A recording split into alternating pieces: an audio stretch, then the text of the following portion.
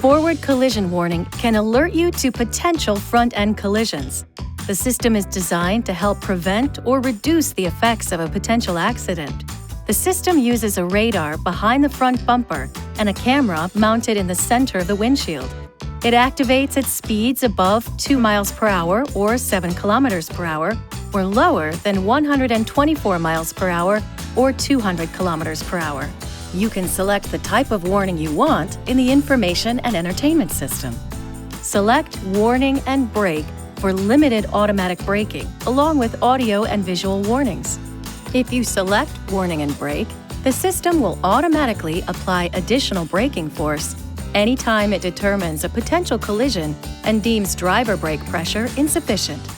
When only Warning is selected and the system is active, it provides no limited braking, but if equipped, does guarantee automatic braking or active braking. The forward collision warning system can be set to far, medium, or near, and can also be deactivated through the Information and Entertainment system. Following a deactivation, the system will not warn the driver about a possible collision regardless of the setting selected. Remember, forward collision warning is not designed to avoid a collision on its own, and it can't detect every possible type of collision. The driver is responsible for collision avoidance via braking and steering.